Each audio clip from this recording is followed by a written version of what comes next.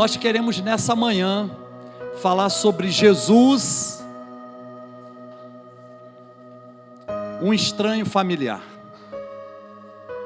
Jesus, um estranho familiar. A Bíblia fala que os profetas falaram dizendo que o Messias, num dado tempo na história de Israel, viria e se manifestaria a Israel. Os profetas falaram dele, a Escritura fala dele. E é interessante a gente perceber, por exemplo, que o profeta Isaías, no capítulo 53, ele menciona que o Messias seria nascido de uma virgem, por exemplo, e ele também nasceria numa cidade específica. Além disso, Isaías ele diz que o Messias ele não tinha formosura. A Bíblia fala que ele não tinha aparência alguma, que ele era alguém desprezado, oprimido, que ele era alguém que as pessoas não acreditavam muito, meneavam, balançavam a cabeça. E é interessante que a Bíblia fala que Jesus, o Messias, ele foi concebido do Espírito Santo e nasceu de uma virgem que estava noiva de um homem, um carpinteiro chamado José, que moravam numa determinada região, mas que ainda não haviam tido relação sexual. Havia um tempo para que isso pudesse acontecer. E a Bíblia fala que quando José soube que Maria estava grávida, intentou deixá-la secretamente para que ela não fosse exposta à vergonha. Mas é interessante que um anjo aparece a José, e José então permanece, mantém a família, e o menino nasce numa manjedoura, numa situação atípica, e ele cresce. A Bíblia fala pouquíssimo sobre a infância de Jesus, somente o Evangelho de Mateus e o Evangelho de Lucas falam muito pouco sobre a infância de Jesus. Mas a Bíblia fala umas coisas dele interessantes. A Bíblia fala que por exemplo, quando a gente vê ele, quando a gente olha para ele, a gente vê a glória do unigênito do Pai. Em João capítulo 1, versículo 15, a Bíblia fala que a lei foi dada através de Moisés, mas a graça e a verdade vieram por Jesus Cristo. E é interessante a gente perceber que João ainda, capítulo 1, versículo 16, diz o seguinte: todos nós temos recebido da sua plenitude e graça sobre graça. Mas quem é esse Jesus, Messias? Quem é esse Jesus, Filho de Deus, que se manifesta à humanidade como Salvador, como aquele que veio com uma mensagem, uma proclamação, um querigma, investido de uma autoridade, dizendo: arrependei-vos e convertei-vos, para que sejam cancelados os vossos pecados, e é chegado no meio de vocês o reino de Deus.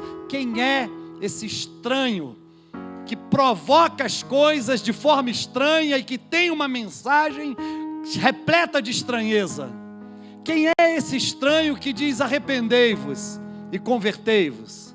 Quem é esse estranho que diz: é chegado no meio de vocês o reino de Deus? O reino é algo que impõe domínio, que impõe senhorio. E a gente percebe que Jesus vem com uma atitude de servo, com uma atitude humilde.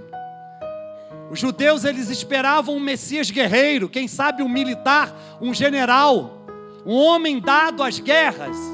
Mas vem Jesus, investido de humildade, de uma característica e uma qualidade de ser servo.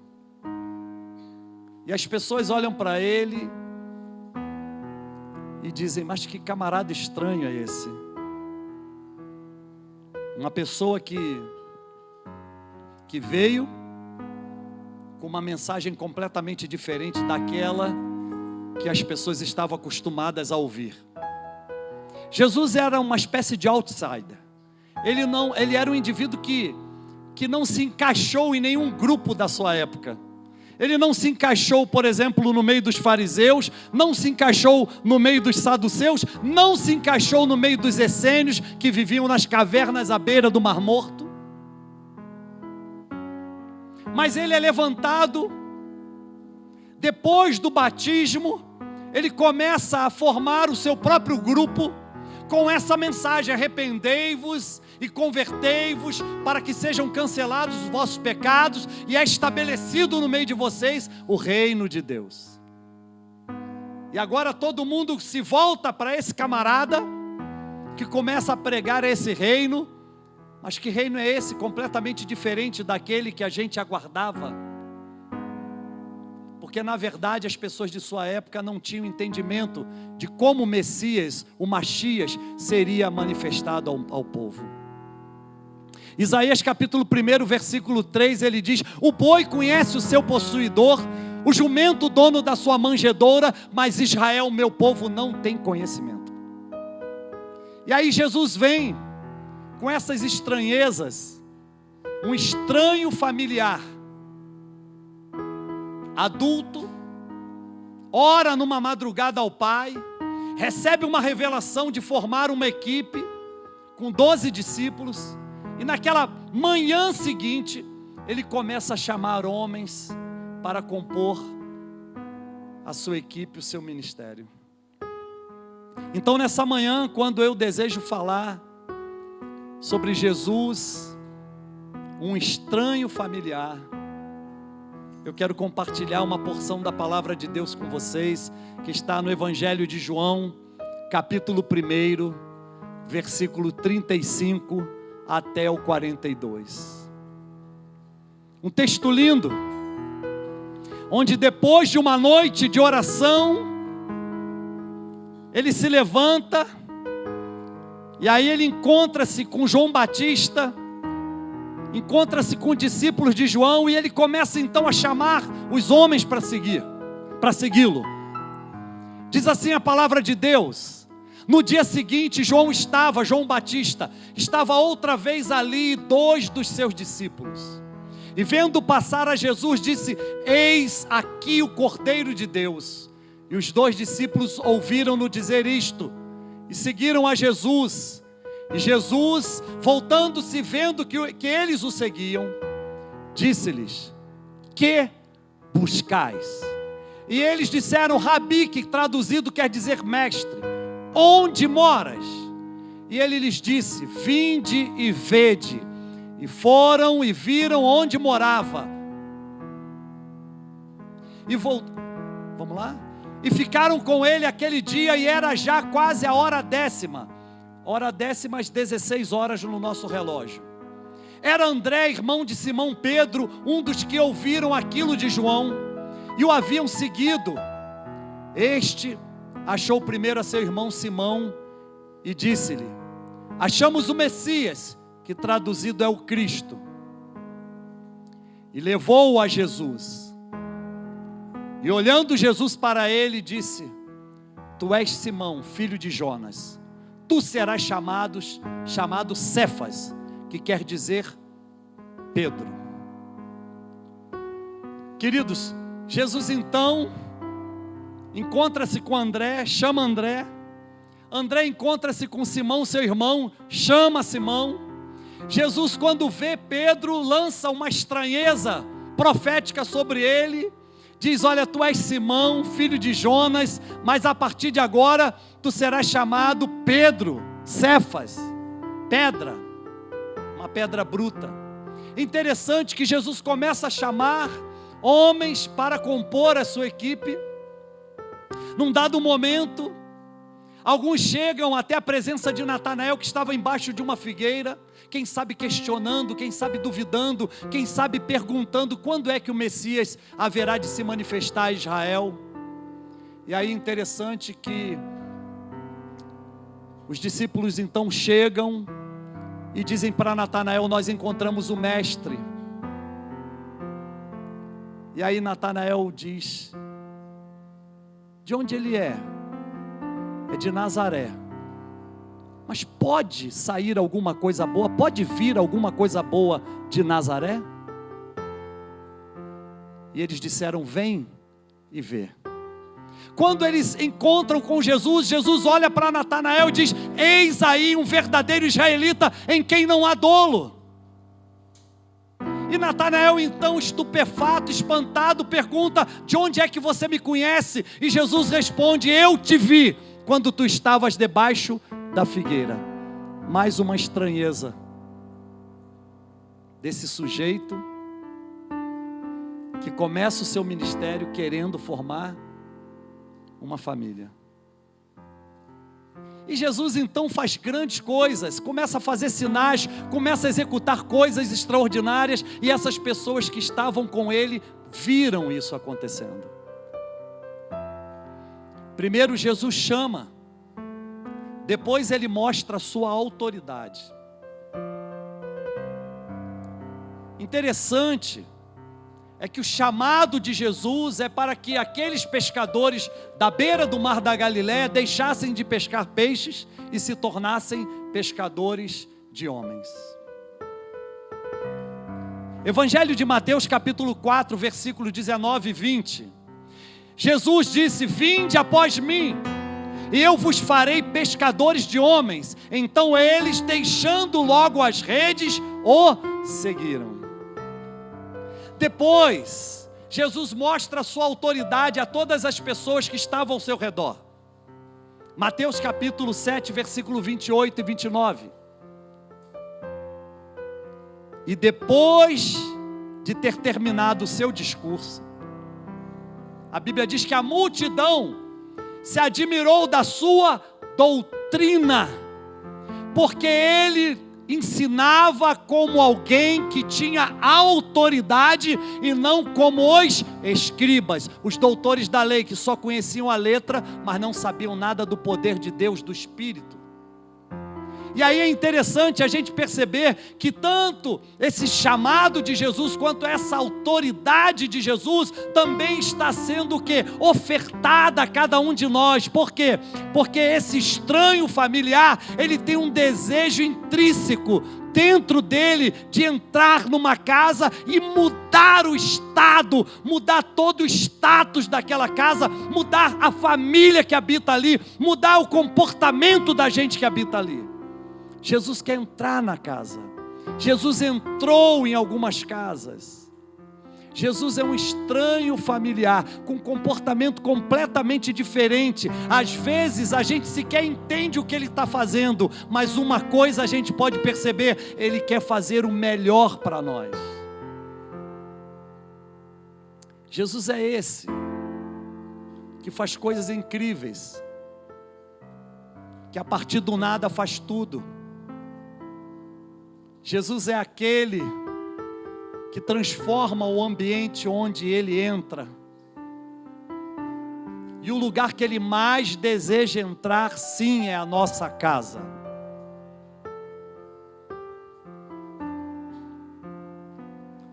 Então ele entrou em algumas casas. Os evangelhos mostram que Jesus entrou em algumas casas. E quando ele entrou em algumas casas, algumas coisas aconteceram. E aí, Jesus entrou em 13 casas.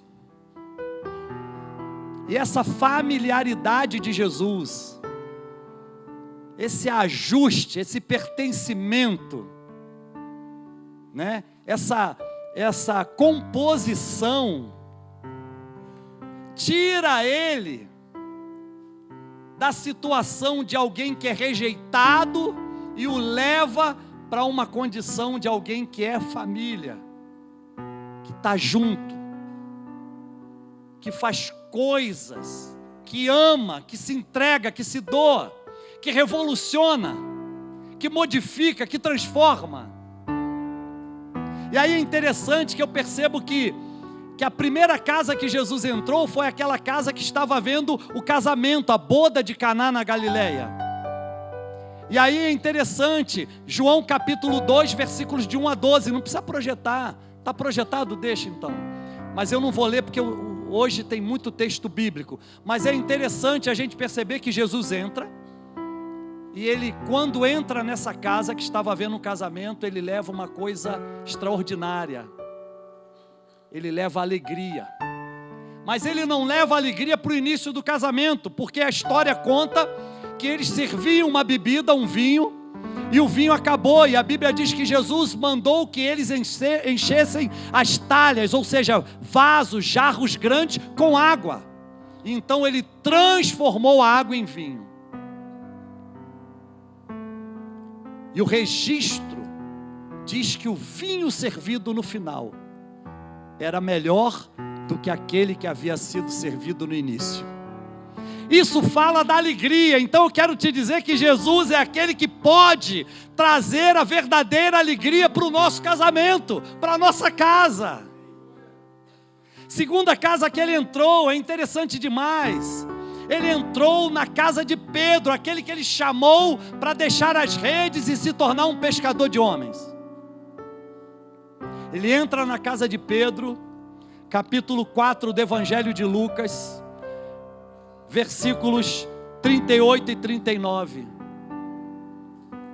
A sogra de Pedro estava doente, enferma, e Jesus cura a sogra de Pedro. Jesus tem o poder de entrar numa casa e curar e sarar as enfermidades. É interessante a gente perceber que quando ele entra numa casa, ele entra para mudar as coisas. É interessante a gente perceber que quando Jesus de fato entra numa casa, algo novo acontece, algo transformador acontece, algo imprevisível acontece, algo extraordinário acontece. Jesus também entrou numa casa em Cafarnaum, e ele estava ali ministrando, a multidão do lado de fora cercando aquela casa, e aí uns amigos de um paralítico que tinha um sonho. O sonho daquele homem era andar. E aí interessante que aqueles camaradas inventaram o primeiro elevador, desceram com aquele homem pelo telhado, e Jesus olha para aquele homem que tinha um sonho de poder andar, e diz: levanta, toma o teu leito e anda. Aleluia.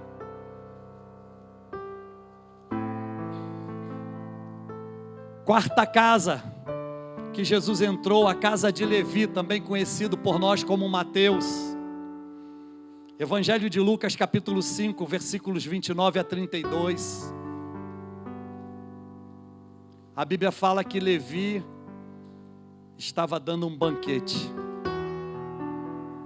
Ele era um coletor de impostos a serviço do governo romano. E havia ali umas autoridades, umas pessoas. E aquelas pessoas criticaram a atitude de Jesus à mesa. E é interessante que eles murmuraram, reclamaram. Mas Jesus finaliza essa estada dele nesse banquete dizendo o seguinte: não são os saudáveis, são os que estão precisando de médico, mas são os doentes que precisam ser curados.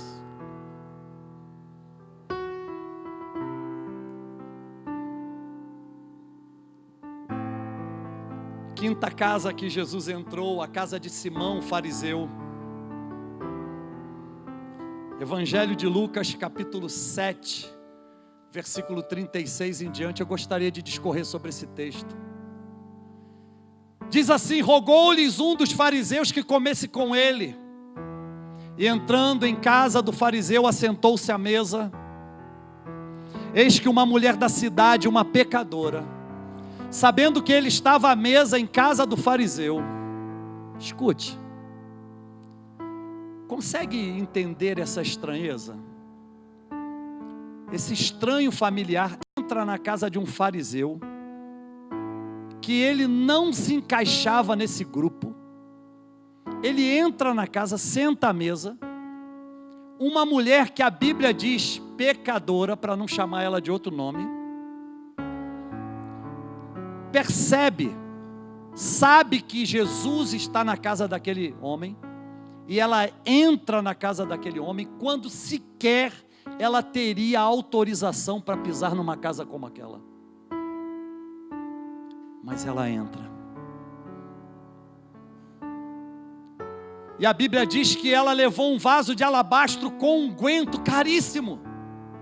E estando por detrás de Jesus, ela chegou aos seus pés chorando e começou a regar-lhe os pés, a lavar os pés com lágrimas, com as próprias lágrimas. E enxugava os pés do Senhor Jesus com os próprios cabelos de sua cabeça. E beijava-lhes os pés. E ungia-lhes com unguento. Quando isto viu o fariseu, que o tinha convidado, falava consigo dizendo: se este fora profeta, bem saberia quem e qual é a mulher que lhe tocou, pois é uma pecadora. Respondendo Jesus, disse-lhe Simão: uma coisa tenho a te dizer. E ele disse: dize-a, mestre. Um certo homem, um certo credor, tinha 2 devedores. Um devia-lhe 500 dinheiros e outro 50. E não tendo eles com que pagar, perdoou-lhes a ambos. Dize, pois, qual deles o amará mais? E Simão respondendo disse: tenho para mim que é aquele a quem mais perdoou. E ele lhe disse: julgaste bem. E voltando-se para a mulher, disse a Simão: vês tu esta mulher? Entrei em tua casa e não me deste água para os pés, mas esta regou-me os pés com as suas próprias lágrimas e os enxugou com os cabelos de sua cabeça. Não me deste ósculo, beijo, saudação. Esta, desde que entrou, não tem cessado de me beijar os pés. Não me ungiste a cabeça com óleo, que era um costume do anfitrião quando alguém honrado e importante entrava na sua casa. Não me ungiste a cabeça com óleo, mas esta ungiu-me os pés com unguento.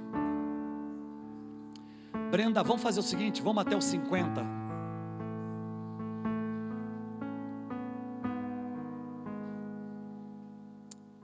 Preste atenção no que vem depois. Por isso eu te digo, que os seus muitos pecados lhe são perdoados, porque muito amou, mas aquele a quem pouco é perdoado, pouco ama. Deixa eu te dar um ouro aqui.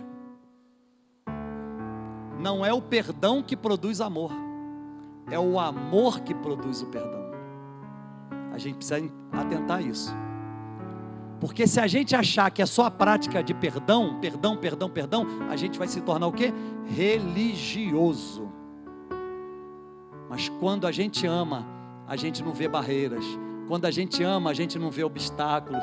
Quando a gente ama, a gente não só caminha a primeira milha, mas caminha a segunda milha. Sabe disso?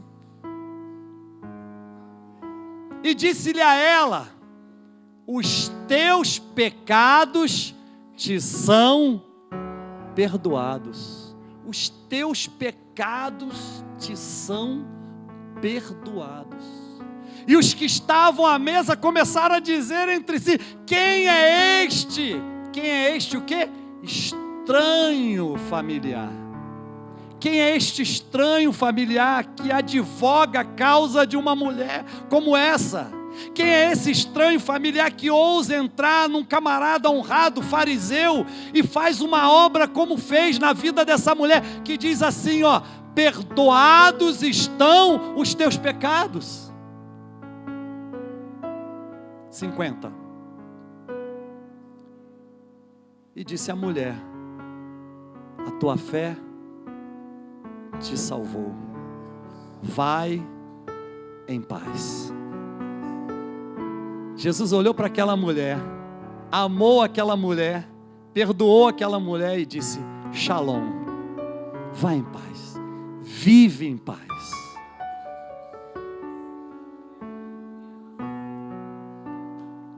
Depois Jesus, sexta casa, ele entrou na casa de Jairo. Evangelho de Lucas, capítulo 8, 41 a 56. A história diz que que Jairo teve uma filha que estava doente. E aí é interessante porque houve uma situação crítica para Jairo. E Jesus, quando entra na casa de Jairo, Jesus devolve a filha de Jairo.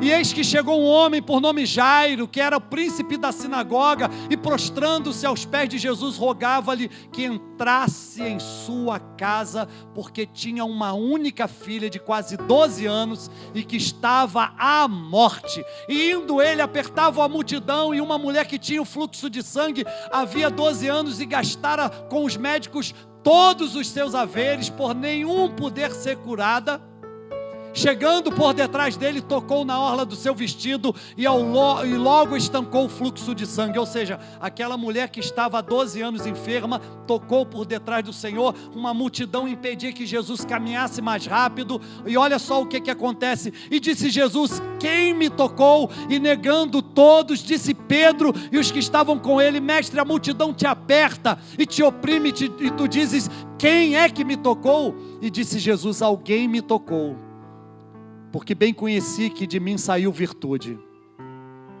Então, vendo a mulher, que não podia ocultar-se, aproximou-se tremendo, e prostrando-se ante ele, declarou-lhe diante de todo o povo a causa por que ele havia tocado.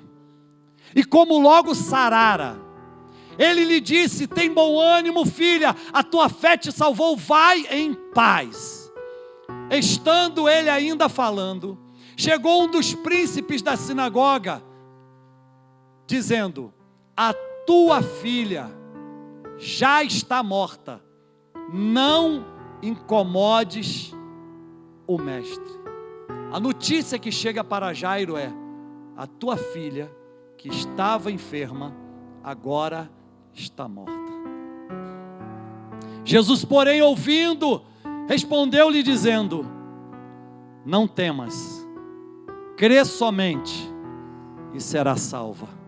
E entrando em casa, a ninguém deixou entrar, senão a Pedro, e a Tiago, e a João, e ao pai e à mãe da menina.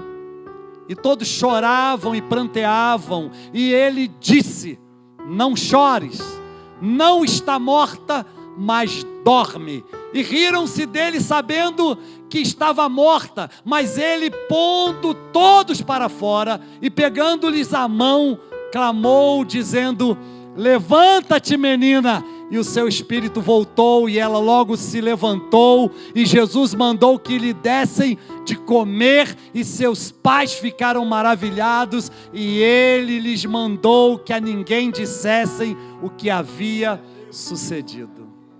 Jesus entrou na casa de Jairo para lhe devolver uma filha. Sétima casa. Jesus entrou na casa de Marta, Maria, irmãs de Lázaro. Lucas capítulo 10, versículo 38 a 42, a Bíblia fala que Jesus observa que Marta estava ocupada com muitas coisas, e Maria escolheu a melhor parte: estar perto de Jesus, adorar a Jesus. E ele diz: Marta, você está ocupada com tantas coisas, Maria escolheu a melhor parte. Maria escolheu a melhor parte. Ei, Deus está falando com você. Oitava casa, a casa de Zaqueu, Lucas capítulo 19, versículos de 1 a 10. Jesus vinha passando, uma multidão seguindo ele. De repente ele dá uma parada, olha para cima e vê um homem de baixa estatura num galho de uma árvore. E ele chama aquele homem pelo nome, esse estranho familiar, olha para Zaqueu e diz: Zaqueu, desce depressa, porque hoje me convém pousar em tua casa. Jesus entrou na casa de Zaqueu. Zaqueu, arrependido, diz: olha, mestre, se Zaqueu era também cobrador de impostos. Zaqueu diz: mestre, se eu defraudei alguém, se eu roubei alguém, se eu não fui honesto com alguém, eu quero dizer que eu restituo 4 vezes mais. E o que me sobrar, eu vou pegar metade do que tenho e entregarei para os pobres. Jesus olhou para Zaqueu e disse: hoje entrou salvação nessa casa.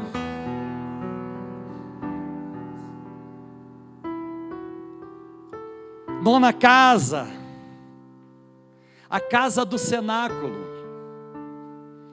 Evangelho de Lucas, capítulo 22, 10 a 14. Jesus, ele queria muito fazer algo.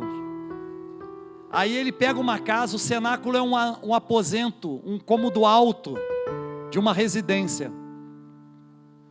E ele leva os seus discípulos para lá. E ele então institui a sua primeira ceia. E ele diz: olha, este é o meu corpo que é partido por causa de vocês.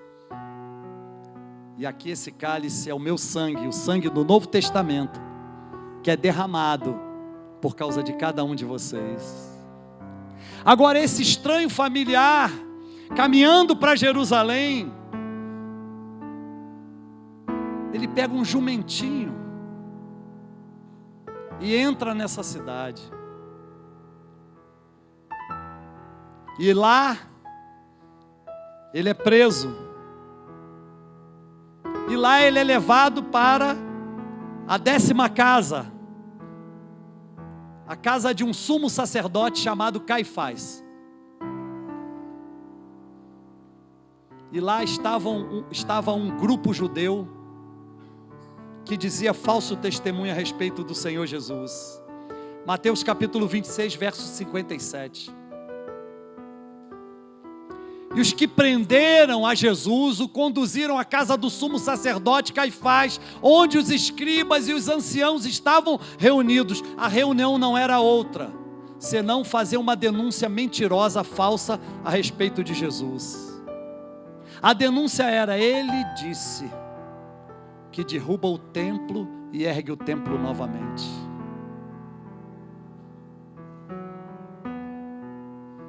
Jesus olha para eles e diz: ei, eu estou andando perto de vocês há tanto tempo. Eu estive nas ruas, nas praças, em todos os lugares, e vocês nunca me puseram a mão. E Jesus diz: mas isso está acontecendo para que se cumpra a escritura que diz a meu respeito. Jesus morre na cruz do Calvário, é ressuscitado, e agora ele aparece a alguns discípulos e algumas mulheres.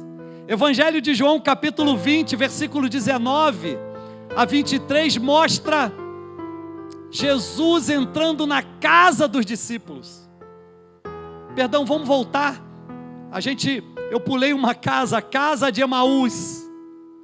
2 discípulos estavam, Lucas capítulo 24, 13 a 35, o texto é longo, mas os discípulos estavam andando, dizendo: puxa, nós perdemos o mestre, tudo se acabou. E eles, a Bíblia fala que o nome era Cleófas, o outro a gente não sabe se era uma mulher, se era esposa dele, se era do mesmo sexo, a Bíblia não diz, mas é interessante que Jesus entra na casa de Emaús e restaura, renova a vida espiritual daqueles 2 discípulos. Por isso eles disseram: porventura não nos ardia o coração quando ele ainda pelo caminho nos falava das escrituras. E aí a 12ª casa, a 12ª casa é a casa dos discípulos, onde os discípulos estavam com medo de serem presos, com medo de serem torturados, com medo de serem mortos. E Jesus entra naquela casa, já ressuscitado. E Jesus olha para eles, João capítulo 20, versículos 19 a 23. Jesus olha para eles e sopra sobre eles e diz: recebei o Espírito Santo.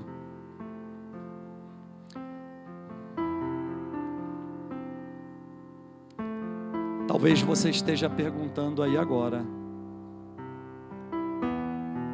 onde está a 13ª casa? Já que o pastor falou que Jesus entrou em 13 casas, até agora ele só citou 12. Onde está a 13ª casa? Qual é a 13ª casa? É a sua casa, é a minha casa. Sabe, hoje a gente precisa convidar Jesus para entrar na nossa casa. Onde Ele entra a transformação, onde Ele entra a milagre.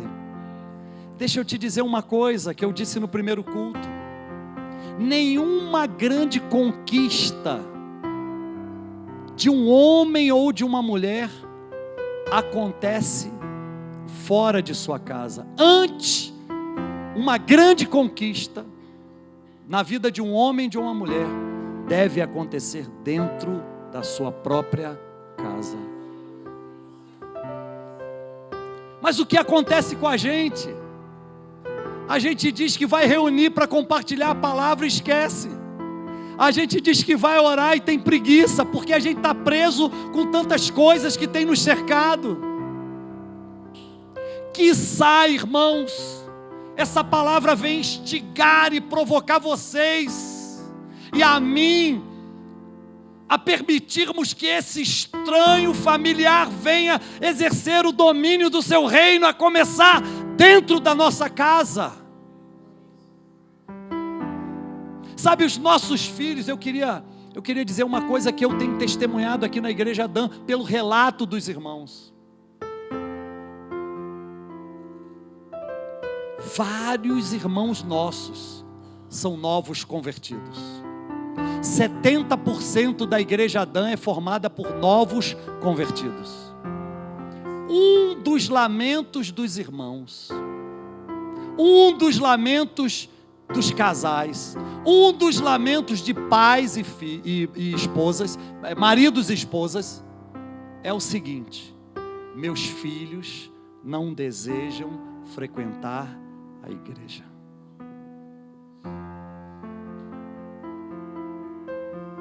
Provérbios 22, versículo 6 diz: ensina a criança no caminho em que ela deve andar, e quando ela ficar adulta, não se desviará dele. A gente acaba perdendo tempo, porque, claro, isso não é um sistema punitivo, eu não posso me culpar por ter conhecido Jesus agora, mas uma coisa é certa: a gente precisa empreender todos os esforços, investindo na nossa casa, na nossa família, e a primeira coisa que a gente de fato pode fazer é abrir a porta, e abrir a porta fala de dar testemunho, testemunho da fé, testemunho da crença, testemunho de milagre. Se nós testemunharmos aos nossos filhos e investirmos na vida dos nossos filhos, eles também crerão e eles desejarão vir à igreja. Para isso é necessário abrir a porta. Apocalipse 3:20: eis que estou à porta e bato. Se alguém ouvir a minha voz, abrir a porta, entrarei na sua casa, cearei com ele e ele comigo. Jesus soprou, gente, sobre os discípulos e disse: recebei o Espírito Santo. No dia de Pentecostes, eles estavam reunidos e foram batizados no Espírito Santo. Mas muitas vezes nossos filhos estão vendo as nossas atitudes dentro da nossa casa como a mesma atitude das pessoas mundanas.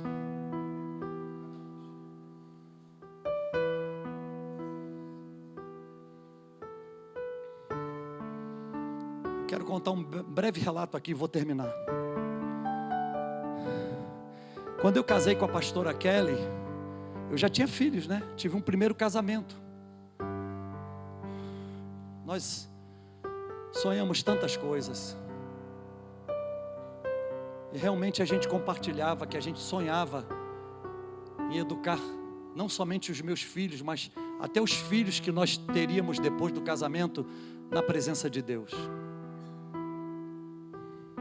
Com 2 meses de casado, se não estiver enganado, o Lucas e o Jair, meus filhos, Lucas está aqui, inclusive, o Lucas e o Jair, meus filhos, vieram morar com a gente. E a gente morava num apartamento, num bairro lá no Rio de Janeiro chamado Rio Comprido, é o início da Tijuca. Só que esse bairro é cercado por vários morros. E naquela época que a gente casou, os morros estavam em guerra, porque cada morro era dominado por uma facção. E aí o tiro comia a noite toda, às vezes era até o amanhecer do outro dia. E aí você às vezes abria a janela do apartamento, inclusive no prédio, na fachada do prédio tinha alguns furos de bala. E às vezes você abria a janela e você olhava à noite, você via as balas traçantes passando no céu iluminado, riscando o céu. E a Kelly, ela sempre teve um desejo. Ela sempre teve essa convicção de ensinar os nossos filhos a palavra de Deus.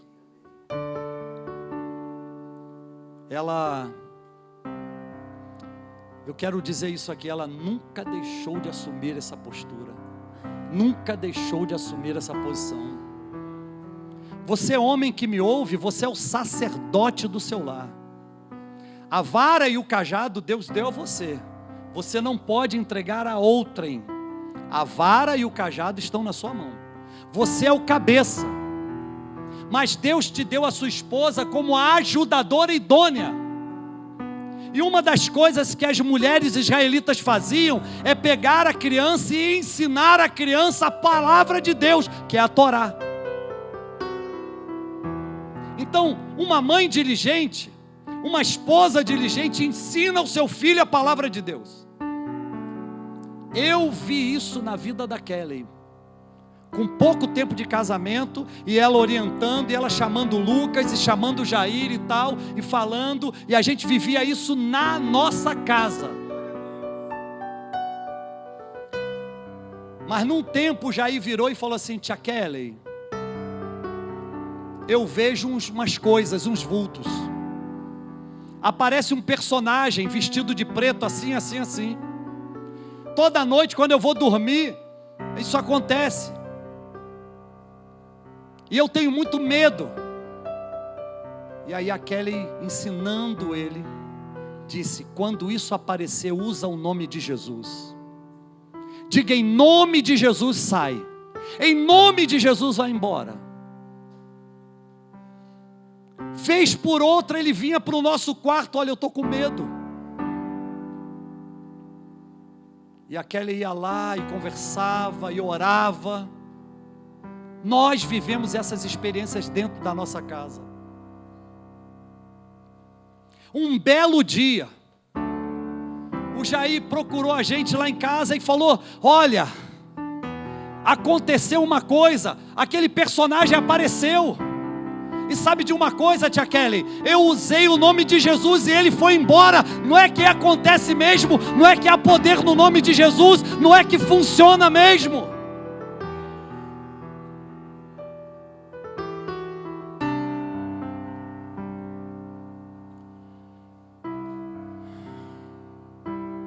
Isso acontece quando a nossa casa se torna essa 13ª casa onde Jesus entra.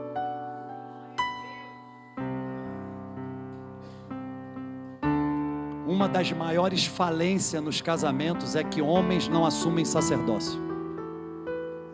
E mulheres estão deixando a qualidade de serem ajudadoras idôneas. Aí estraga tudo. Mas esse estranho familiar, chamado Jesus, que deixou a sua glória, que se fez homem como qualquer um de nós, que foi para a cruz do Calvário, e entregou o seu próprio corpo e seu próprio sangue para nos justificar do pecado. Ele ainda hoje está desejoso de entrar na nossa casa para mudar as coisas. Eu quero te convidar a ficar em pé nessa hora.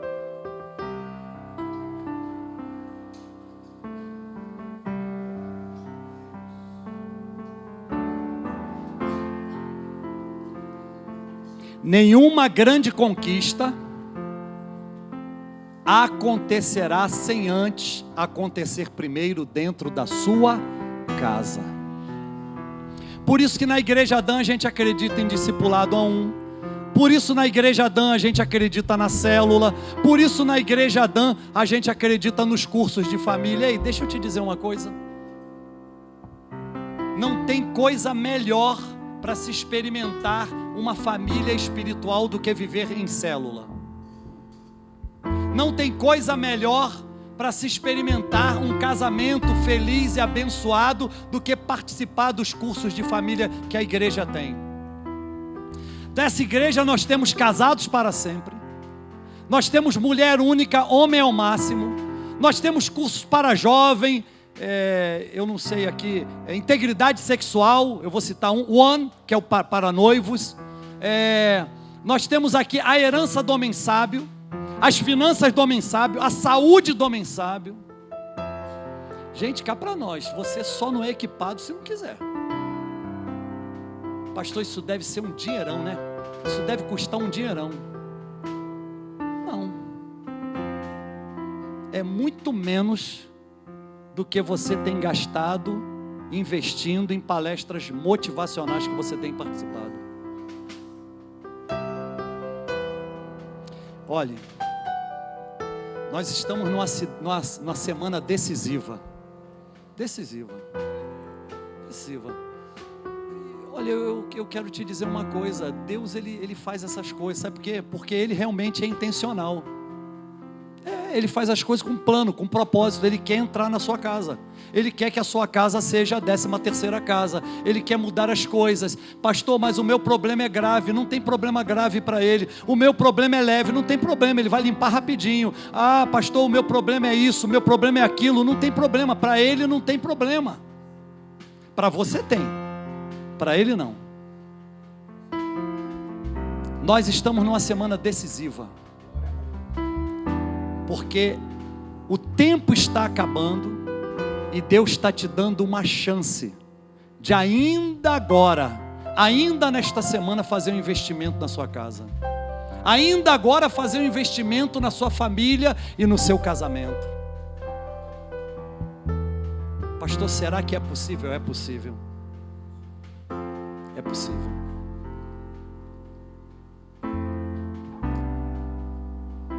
Final de semana que vem, sexta, sábado e domingo, nós estaremos participando de mais uma edição do Família em Curso. Você pode aplaudir mais forte, porque é para Jesus. Se é para Jesus, é bem forte.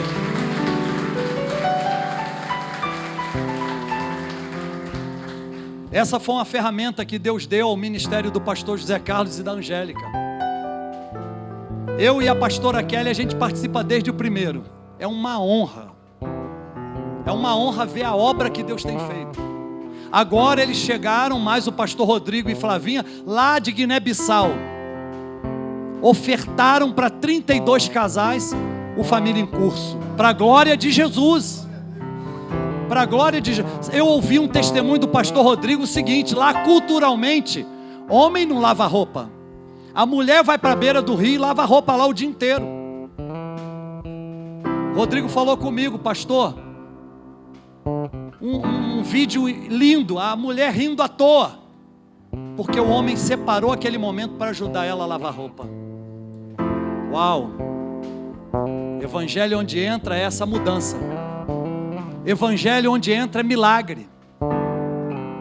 Eu ouvi o testemunho, isso eu sei, porque nós estamos construindo a escola na África, né? Em Pemba, Moçambique. Mas assim, eles têm o costume de comer com a mão, não usa talher. Lá, pela primeira vez naquele hotel, eles usaram talheres. Quando eu vi esse relato do pastor José Carlos, eu me lembrei da irmã Lourdes. Ué, ela estava aqui agora há pouco, será que foi arrebatada? Ah, não, tá, ainda bem. Fiquei preocupado. Eu pensei, depois de uma pregação dessa, eu fiquei misericórdia.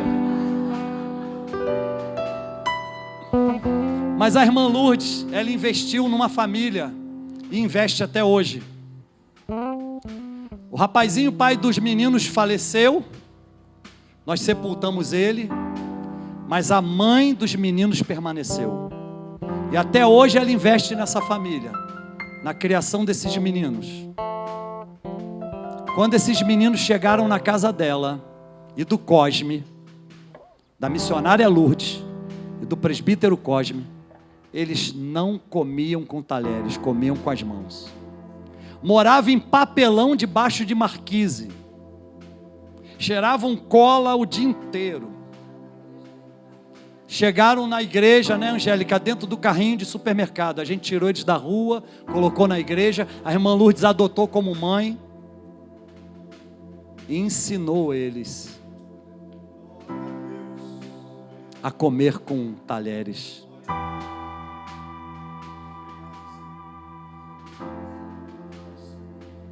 A gente, quando faz um investimento desse,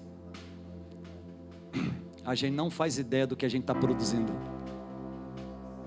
Produzir frutos dignos de arrependimento. A gente pega um menino desse ou uma menina dessa, que está confinado à desgraça, está confinado à morte, e investe. Lá na frente a gente não faz ideia. Nós não fazemos ideia de quem ele se tornará. Fico mais à vontade para falar porque esse irmão não está aqui. Mas tem um irmão entre nós, um irmão membro da igreja, que foi morador de rua. Hoje tem uma família linda, homem de Deus, pregador da palavra. Sabe o que é isso?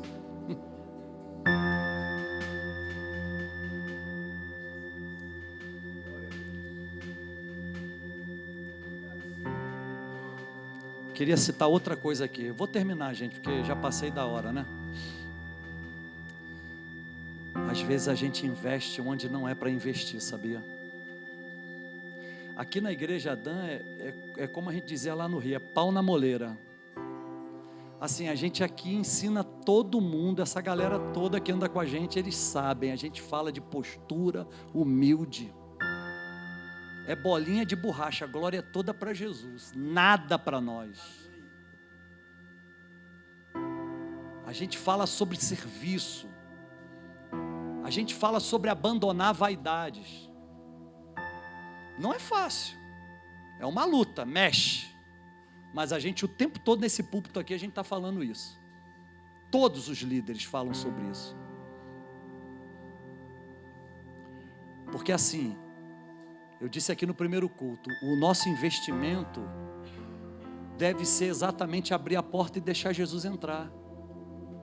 E a casa que ele entra, ele não deixa lucro presumido não, como eu disse de manhã cedo, aquele percentual que é estipulado e tal, para você balizar lá sua tributação na sua empresa. Não, o lucro que Jesus deixa numa casa é real, sabia? Pagou todas as contas, está aqui, é o lucro líquido, é real. Vou dar aula de economia, viu, André? Contabilidade, sei lá, estou brincando. Mas é sério, é sério. Quanto é que a gente está disposto a investir para salvar o nosso casamento? Quanto é que a gente está disposto a investir para salvar a nossa casa? Quanto é que a gente está disposto a investir para salvar os nossos filhos? Quanto é? Como diz o mineiro, é facinho, é só abrir a porta. E por que você ainda não abriu a porta? Por que você está preocupado em uma série de coisas que você não deveria estar preocupado agora? Já parou para pensar? Eu já fui assim, por isso eu tenho autoridade e até propriedade para falar. Por exemplo, já parou para pensar quanto a gente às vezes gasta com a bebida? Já parou para pensar? Aquele uísque caríssimo que você comprou para deixar lá no seu bar, para que mesmo, hein? O negócio é sério. O negócio é sério. Para Jesus entrar numa casa, ele tem que ter liberdade de ter domínio. Para Jesus entrar numa casa, esse estranho familiar deseja ter domínio. Estabelecer o reino é limpar. Estabelecer o reino é pegar toda a tralha, toda a imundícia e jogar no lixo. E fazer tudo novo.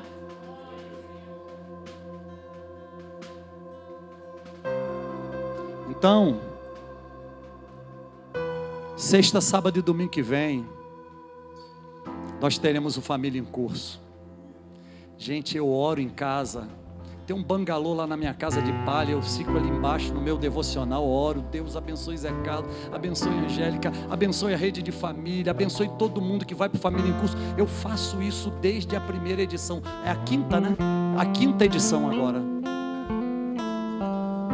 E eu quero ficar velhinho, de cabelo branco, não, de cabelo branco não, que eu não tenho mais cabelo, mas assim, eu quero ficar velhinho fazendo isso, abençoando os casais, as famílias que estão sendo transformadas, porque um dia decidiram abrir a porta de suas casas para esse estranho familiar entrar.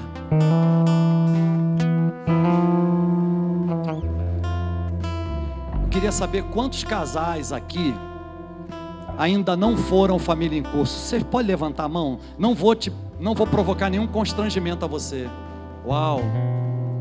Zé Carlos e Angélica, tem uns 20. Já estão inscritos?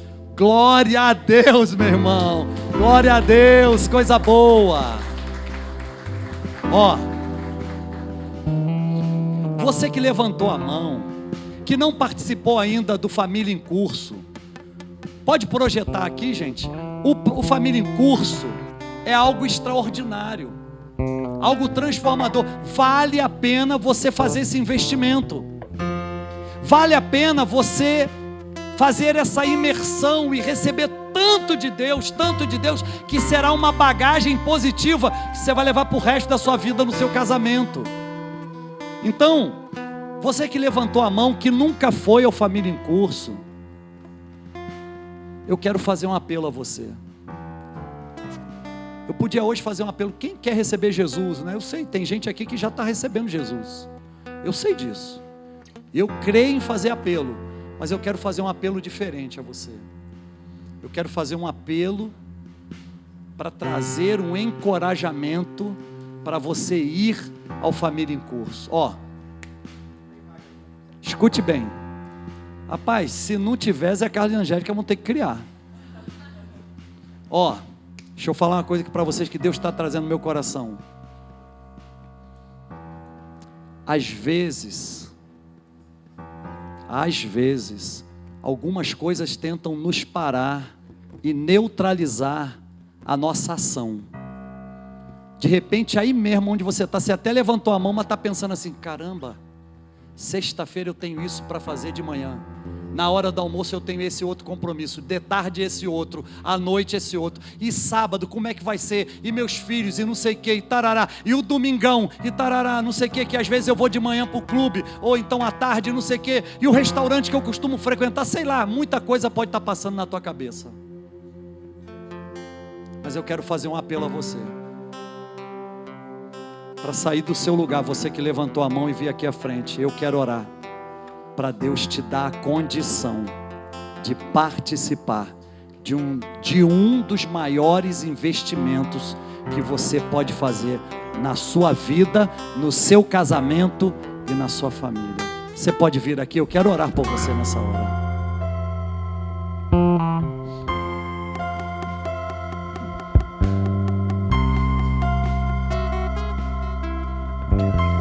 Sabe, em relação à Família em Curso, se a gente não faz a inscrição, a gente não vai. A gente tem que fazer a inscrição. Eu quero muito. Deus espera uma atitude nossa, uma ação nossa.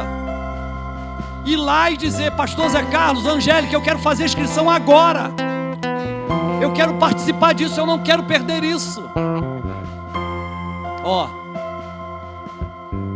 Deus, escute bem, Daniel. Está inscrito? Eita glória, rapaz, é negócio tremendo. Mas escute bem, Daniel.